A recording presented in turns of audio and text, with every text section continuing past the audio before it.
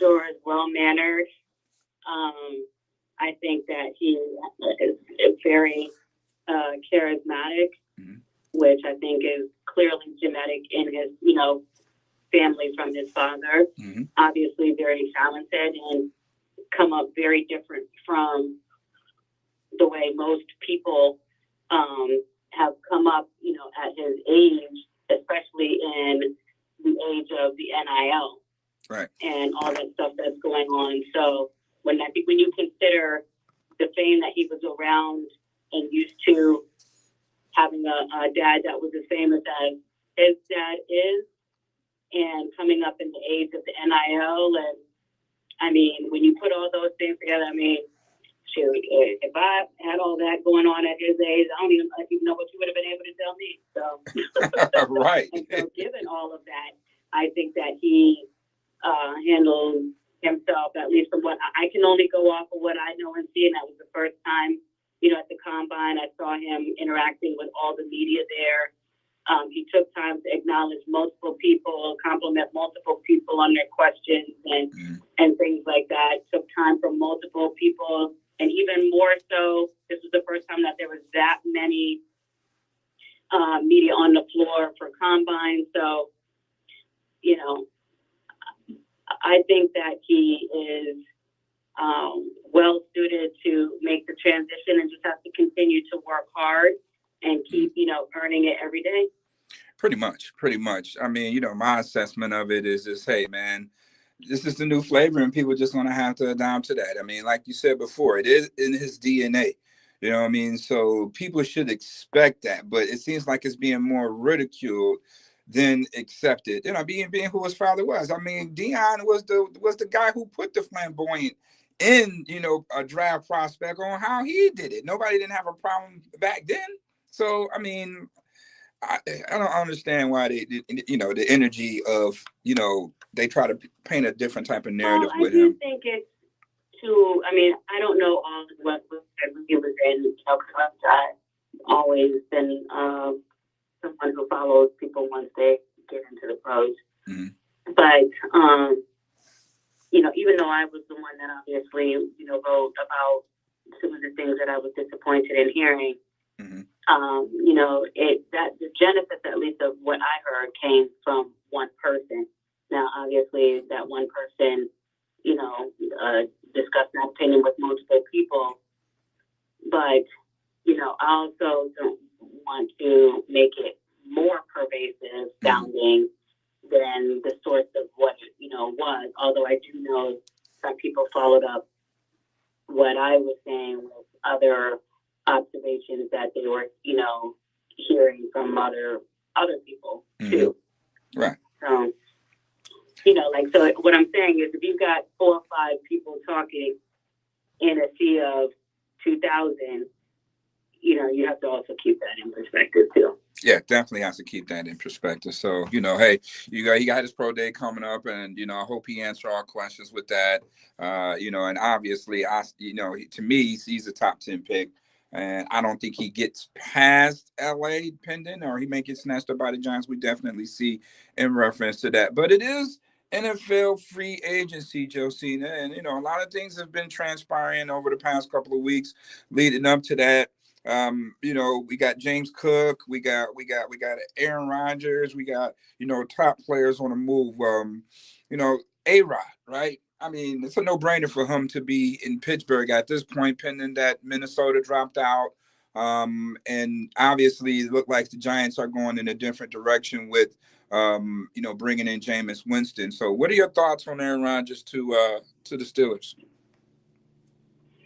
Well, I know they feel more optimistic about it. That's what, obviously I put out on social, but nothing is done until it's done. Mm-hmm. When you kind of maybe analyze the situation, he feels like you can see how that situation is more conducive to him starting. Right. And, maybe more conducive to his personality being more dominant. But, beyond the talent and being a veteran and starting, I've always really been adamant about needing to be a fit.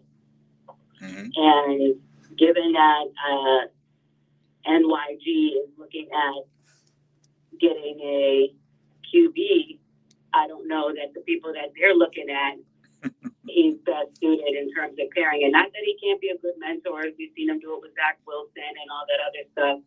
But I'm just looking at it in the lens of where Aaron is at right now, having come off of kind of a divorce with Green Bay, another one with the Jets, a lot of things going on in his personal life. So,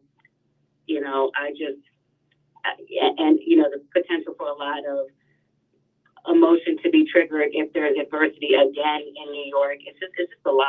Yeah. And I just think NYG is better suited to have a fresher, marriage in terms of the quarterback room. Oh, absolutely. Absolutely. I agree with you 100% in reference to that. Saquon's reset the running back market. And, I had the opportunity to talk to James Cook a little bit about that.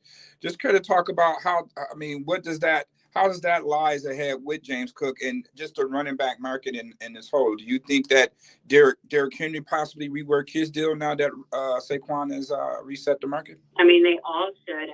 The whole running position went through having their market depressed, meaning as in the money going down as the league, collectively decided that was going to be the position that was going to take, the brunt of, kind of rehashing things out financially outside of Christian McCaffrey and a few running backs that were averaging 12 a year.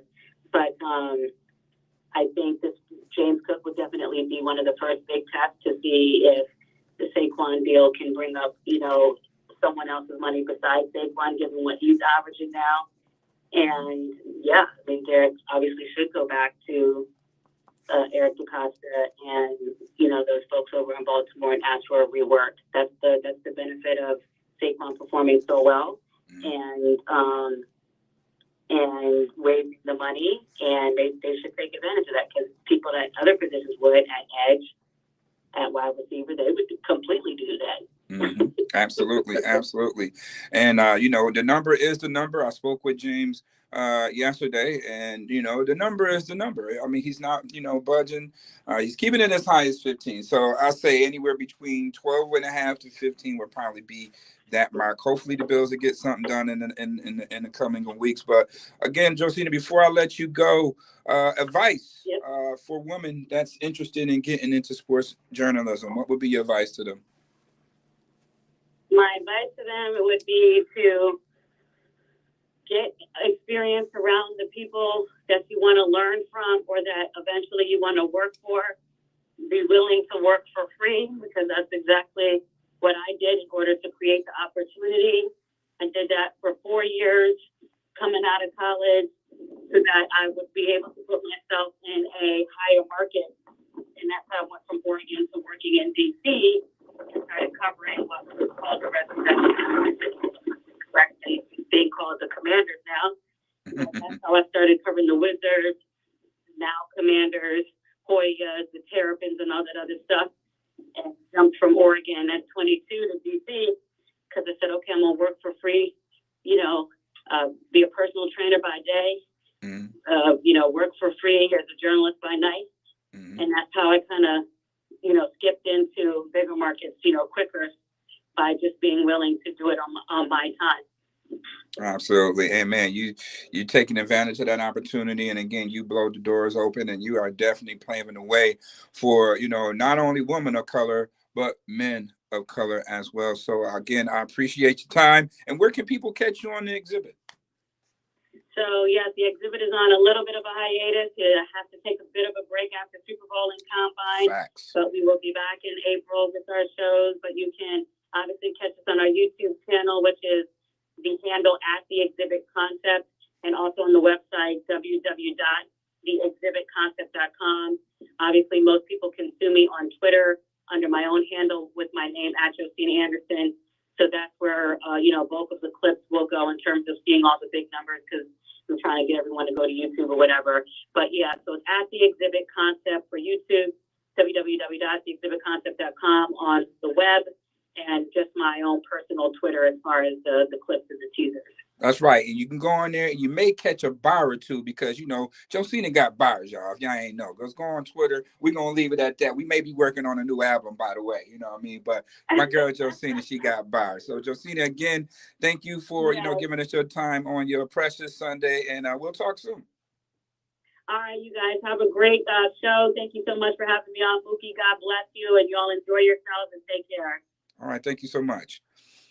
You're welcome. Bye. All right. There we got Emmy award-winning journalist Josina Anderson on for Women's History Month. That was an awesome, awesome segue. But hey, keep it locked, keep it legendary. We'll be right back with more WFO Sports Report in just a minute. We are the legendary Mix 1080 AM WUFO, Power 96.5 FM. So we're taking a quick break, so we're going to talk a little bit about WUFO invites you to see the fun of the sun at the Hard Rock Cafe Resort in Punta Cana, Dominican Republic, and all in